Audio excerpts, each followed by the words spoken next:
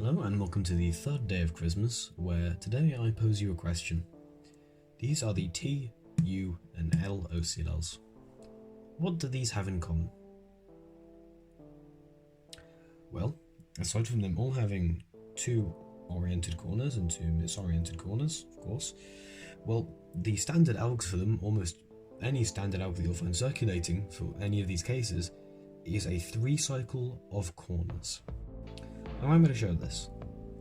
If we look at T here, we see this block here is fully solved, and even if we were at a different AUF, we'd be able to recognize that it was solved. And all of the edges too are solved. The only pieces that are unsolved in any capacity is this corner, which is in the wrong place, and these two corners which are in the wrong place and misoriented. What we can figure out from this is that the T OCLL alg will orient these two corners and commute them around in this direction and we'll cycle them this way. Now, there we are. And similar for you, in fact it goes in the same direction around this way, just like that. And for L, of course, we hold solved here, so it's a bit more awkward. It goes kind of in the opposite direction around this way. But what does this mean for us? How can we use this in solves? Right, let's look at these cases. They're different here. As you can see, their blocks are not solved. However, they're still, if you can recognize corner permutation, you will realize these are the same COLL cases. So using the default OCLL alg will leave us with corners solved. The only piece of information we need to be able to take one look at the last layer and solve it, even if it's with two algs, one look, two algs, is the edge permutation. However, when we execute the alg, we can see two sides on the cube, which is enough to recognize an EPLL. And knowing that the edges do not move at all, because it is a corner cycle, we can recognize what EPLL we will get through the OCLL. So if we're here looking at the T, I can recognize the corner permutation here, the corners will be solved. And around this corner with this block, I can see a H-perm. So, we solve this, we will get a H-perm.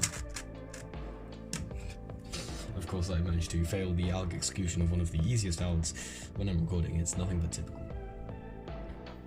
Here, we can recognize through here. It might be a little bit difficult, so maybe I'll peek the left side to let you guys get a look at this. We can see we have a solve bar here and an opposite here. So it's starting to look like this U-perm, right? UA, I believe. So when we execute the alg, sure enough, we'll have UA perm in the back, and we can solve that. They were absolutely shameless edit because I'm a fool who did the wrong L OCLL alg. Here we see this block looks like a Z perm, and I'll recognize that I'm going to need to AUF before I execute this. And furthermore, I know that my Z perm alg does a U2, so if I AUF with a U instead of a U prime, I can skip AUF at the end. So looking at this, I can fully predict my entire last layer just off of the information I see on those two sides. Well, 3 sides really, because we have to do OCLL recognition on the top as well. If you are goated with the source at recognition, there's potential that you could apply this further.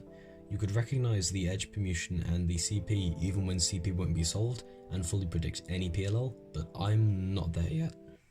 Either way, when you do know that you are going to get solved corner permutation, this is a very easy way to look ahead into the EPLL and be able to one-look the last layer even with just OCLL PLL. This is the third day of Christmas, and I will now leave you with the information that if you take an average of every last layer you do after applying this information, remove all of the ones that skip a step, the average amount of looks will still be less than 2.